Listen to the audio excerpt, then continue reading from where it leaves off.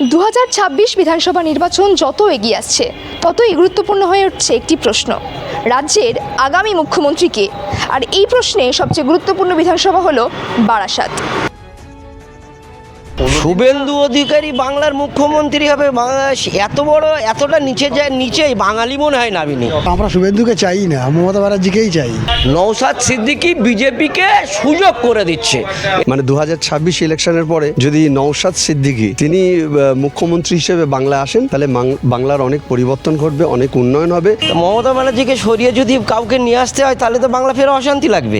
বর্তমান প্রশাসনের ধারাবাহিকতা বজায় থাকবে নাকি রাজ্যে আসবে নতুন নেতৃত্ব, এই দ্বন্দ্বই এখন মূল ফ্যাক্টর। শাসক দলের পক্ষে সংগঠনের ভিত্তি যেমন শক্ত রয়েছে, তেমনি বিরোধীরাও নিজেদের জায়গা মজবুত করার চেষ্টা চালাচ্ছে। হ্যাঁ, পরিবর্তন চাইছি এই কারণেই যে শিক্ষার অবস্থা খুব বাজে জায়গায়। কিন্তু বিজেপির রাজনীতি পুরো ধর্মীয় উস্কানি। হ্যাঁ, নওশাদ সিদ্দিকী কি বিজেপির দালাল তো? মমতা ব্যানার্জিকে চাই। মমতা ব্যানার্জি থাকলে যে সাম্প্রদায়িক শক্তির যে উত্থান হচ্ছে সেগুলোকে প্রতিহত করা যাবে। হিন্দুরা সংকটে রয়েছে যাতে বিজেপির কেন্দ্রীয় নেতাদের কাছে ওনার পয়েন্টটা বাড়ে। নওশাদ সিদ্দিকীও এক প্রকার ধর্মীয় রাজনীতি করছেন উনি মুসলমান একটা লেবাস ধারণ করে। সব মিলিয়ে বারাসাত এখন শুধুমাত্র একটি বিধানসভা নয়, বরং মুখ্যমন্ত্রী পদ ঘিরে ভবিষ্যৎ রাজনৈতিক বার্তার একটি মঞ্চ। আর বারাসাতের মানুষ মুখ্যমন্ত্রী হিসাবে কাকে চাইছেন তা জানতে আমরা চলে এসেছি বারাসাত বিধানসভা কেন্দ্রে। এখানকার মানুষ কি বলছে চলুন আপনাদের শোনাবো। দীর্ঘদিনের আমাদের মুখ্যমন্ত্রী মমতা ব্যানার্জি, সেই জায়গায় দাঁড়িয়ে যারা আপনারা বারাসাত অঞ্চলে বসবাস করছেন, আপনারা কি পরিবর্তন চাইছেন মুখ্যমন্ত্রী হিসেবে? পরিবর্তন চাইছি না আমরা, কারণ বাংলায় যথেষ্ট উন্নতি হচ্ছে এবং যথেষ্ট প্রজ্ঞাশীল এবং শান্তি, বাংলা একটা শান্তির জায়গা। তো মমতা ব্যানার্জিকে সরিয়ে যদি কাউকে নিয়ে আসতে হয় তাহলে তো বাংলা ফের অশান্তি লাগবে, তাই না? উন্নয়নটা স্থগিত হয়ে যাবে। উন্নয়ন করলেন তিনি? কি করেনি সেটা বলুন না। ভাতা দিলেন, অনেক উন্নয়নমূলক কাজ হয়েছে এবং তৃণমূল বর্তমানে সারা বাংলা জুড়ে যথেষ্ট ভালো কাজ করছে। যারা বলছে করছে না, নিন্দুক অনেক যারা আছে তারা নিন্দা করবেনি, নিন্দা তো আটকানো যাবে না। সেই হিসেবে বাংলার যথেষ্ট উন্নতি হয়েছে, সুতরাং তার সাবস্টিটিউট আর বাংলায় এখনো পর্যন্ত কেউ নেই। আপনারা বলছেন যে মমতার পরিবর্তে শুভেন্দু অধিকারী বা নওশাদ সিদ্দিকী, আপনারা এরকম ধরনের কাউকে চাইছেন না মুখ্যমন্ত্রী হিসেবে? শুভেন্দু অধিকারী বাংলার মুখ্যমন্ত্রী হবে। এত বড় এতটা নিচেই বাঙালি মনে হয় নামিনি।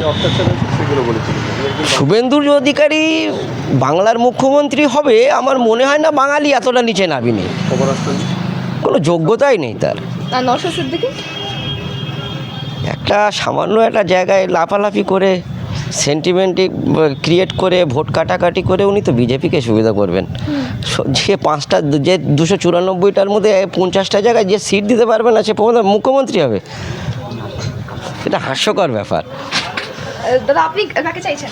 মমতা ব্যানার্জি অবভিয়াসলি, কারণ ওনার বিকল্প কিছু নাই আপাতত। আর যেখানে দাঁড়িয়ে বিজেপি বিরোধী বলতে আমরা আপাতত বিজেপি দেখছি, কিন্তু বিজেপির রাজনীতি পুরো ধর্মীয় উস্কানি যেটাকে বলা চলে। যেখানে সংখ্যালঘু সম্প্রদায়কে ওরা মানে কি বলবো বলি হিসাবে দেখছে। রাজনীতিতে সংখ্যালঘুটাকে ইউজ করে ওরা ফ্রন্টে আসতে চাইছে। বিজেপি যেসব রাজ্যে আছে দেখুন না, ওই সব রাজ্যগুলোই কীভাবে মুসলমান বা সংখ্যালঘুদের ওপরে টর্চার হচ্ছে। সেই জায়গায় দাঁড়িয়ে মমতা ব্যানার্জির বিকল্প আপাতত নাই। শান্তির দিক থেকে বলছেন যে মমতা ব্যানার্জি একদম ঠিক আছে? একদম। আর নওশাদ সিদ্দিকী বা অন্য কোনো মুখ? এগুলো নওশাদ সিদ্দিকীও এক প্রকার ধর্মীয় রাজনীতি করছেন উনি মুসলমান একটা লেবাস ধারণ করে কিছু সংখ্যক মুসলিমকে উনি ধর্মের এতে প্রভাবিত করে আর কি, ধর্মীয় প্রভাবে ভোট ব্যাংকের এতে ইউজ করছেন। সেই জায়গায় দাঁড়িয়েও ওনার রাজনীতিও সঠিক নয়। মুখ্যমন্ত্রী হিসাবে যারা বারাসাত অঞ্চলে রয়েছেন, আপনারা কাকে চাইছেন? মমতা ব্যানার্জি নাকি শুভেন্দু অধিকারী নাকি নওশাদ সিদ্দিকী? আমরা মমতা ব্যানার্জিকেই চাইছি। কারণ হচ্ছে একটা সাম্প্রদায়িক শক্তি, একটা আমরা যেহেতু বাঙালি, আমরা একটা ঐক্য নিয়ে আমরা চলি, স্বাভাবিক কারণে মমতা ব্যানার্জি থাকলে যে সাম্প্রদায়িক শক্তির যে উত্থান হচ্ছে সেগুলোকে প্রতিহত করা যাবে। তাহলে এখানে জাতি ধর্ম নির্বিশেষে সবাই অন্তত শান্তিতে বসবাস করতে পারবে। আর কিছু বলার থাকবে? শুভেন্দু অধিকারী সবসময় বলে আসেন যে হিন্দুরা সংকটে রয়েছে, তিনি যদি মুখ্যমন্ত্রী হন তাহলে কি সমস্যার সম্মুখীন হতে পারে পশ্চিমবঙ্গে?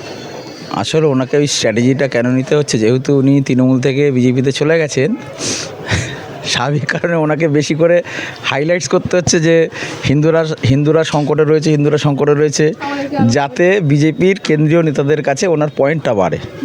এটা হচ্ছে মূল এজেন্ডা আর কি, যার জন্য আর মানে ধর্মীয়ভাবে একটা বিভাজন সৃষ্টি করলে বিজেপির ভোট ব্যাংক যদি বৃদ্ধি পায়, এটাই শুভেন্দু অধিকারীর চেষ্টা। আপনারা চাইছেন তাকে মুখ্যমন্ত্রী হিসাবে শুভেন্দু অধিকারী?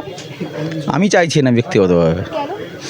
আমার মনে হয় না যে শুভেন্দু অধিকারী এখনও যোগ্য, বিরোধী দলনেতা হিসেবেই ঠিক আছে।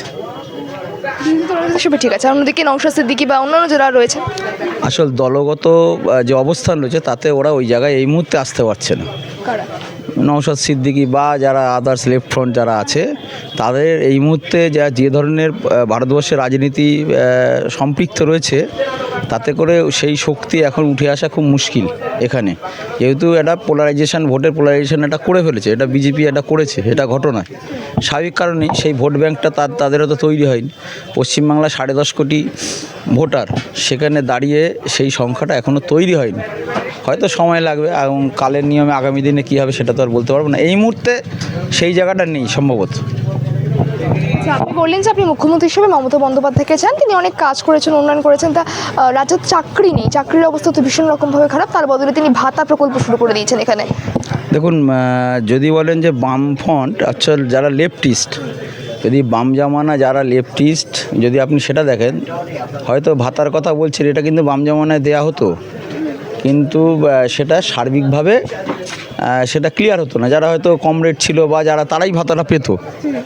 আমাদের ছোটোবেলায় শুনেছি। এছাড়া আপনাকে আমি বলছি, যেহেতু এই সময়কালে দাঁড়িয়ে আপনি যদি দেখেন বিনায়ক সেন বা বিভিন্ন অর্থনীতিবিদ যারা বলেছেন, তারা কিন্তু বলেছিলেন যে ভাতাগুলো কি হচ্ছে, কাদেরকে দেওয়া হচ্ছে, মূলত যাদের নিম্নবিত্ত শ্রেণী তাদের মধ্যেই পাচ্ছে, বা মধ্যবিত্ত সেই মহিলাদের, বা তাদের টাকা কিন্তু মার্কেটে রোটেশনালি তারা মার্কেটে টাকাটা ঘুরছে। আমাদের মতো যারা ব্যবসাদার, আমরা নিজেরা ফিল করতে পারি, সেই মহিলারা কিন্তু বাজারঘাটগুলো করছে, আমাদের বিক্রিটা আমি বলবো তুলনামূলক বেড়েছে। এক শ্রেণীর কাছে পয়সা চলে গেলে যেটা হয়, সত্যি কথা তারা খরচা করতে চায় না, তারা শুধু সঞ্চয়টাই করে। কিন্তু এইভাবে টাকার ধরুন ঘোরার ফলে কি হচ্ছে, আমাদের যারা ব্যবসা করে, যে সবজিওয়ালা, এই যে আপনি ফুলের দোকানে গেছেন, বা আমাদের মতো গ্রোসারি, সামনে কসমেটিক দোকান, তাদের কাছে কিন্তু টাকাটা ঘুরছে, এটা আপনাকে আমি বলতে পারি। দ্বিতীয় কথা, হয়তো বৃহৎ শিল্প আসেনি রাজ্যে, কিন্তু মিডিল সেক্টর বা ছোট সেক্টরে কিন্তু প্রচুর কর্মসংস্থান আছে। এবার বিরোধীদের তো প্রচার থাকবে, ভারতবর্ষ জুড়েই তো প্রচার আছে যে তাহলে সেন্ট্রাল গভর্নমেন্টের চাকরি কোথায়, সেন্ট্রাল গভর্নমেন্টের তাদের দিশা দেখা, কেন অসুবিধা কী আছে? উল্টে তো তারা তো এখানে কেন্দ্রীয় সরকারের বিভিন্ন প্রকল্পের টাকা আটকে দিয়েছে, তাই না? তাহলে তাদের যদি টাকা এখানে আসতো, তাহলে এখানকার মানুষের আরও শারীরিকভাবে লাভ হতো। বরং তাদের দেখা উচিত যে সেন্ট্রাল গভর্নমেন্টের যে প্রজেক্টের সেই টাকাগুলোকে দেয়া, যেখানে যদি সত্যি দুর্নীতি হয়ে থাকে তাদের টাকা আটকে দেবে। মুখ্যমন্ত্রী হিসেবে আপনারা কি মমতা ব্যানার্জিকে চাইছেন, নাকি শুভেন্দু অধিকারী বা অন্য কোনো মুখ চাইছেন? না, মমতা ব্যানার্জিকে। কেন? ওর মানে উন্নতি করেছে খুব, মানে রাস্তাঘাট, মানুষকে পয়সা করি সব দিকে, স্কুল, মানে কন্যাশ্রী, শুভশ্রী, সব পয়সা দিয়েছে ওনাকেই আমরা চাই। হ্যাঁ। শুভেন্দু অধিকারী যদি মুখ্যমন্ত্রী হয় আপনারা মানবেন? না, আমরা মানবো না, আমরা চাই না, আমরা ওকে চাই না। মমতার উপরে আস্থা আছে? হ্যাঁ, মমতাকে চাই।